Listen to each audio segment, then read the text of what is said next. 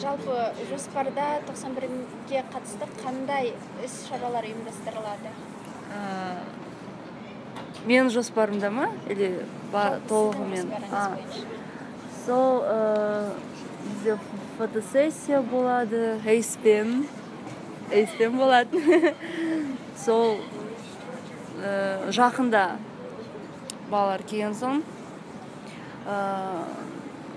бір аяқ киім магазине фотосессия болады. Содан кейін эйске бөлек біз бұл фотосессияларды жасағанымыздың себебі ол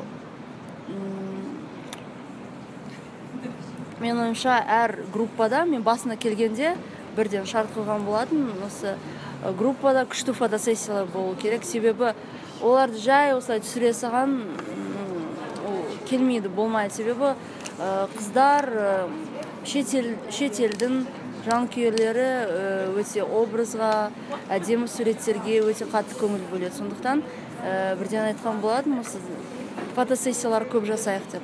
Сондықтан әр балаға бөлек-бөлек өзім киімімде, өзіме де, осы 91 өздеріне де парақшаға арнап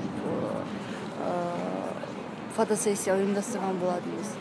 Сондықтан қазір де көп болып кетті. Көрген болсаңыздар фотосессия. Бұл осы группаның алға жылжуына, продвижениеға дейді, өте жақсы үлесін қосып жатыр.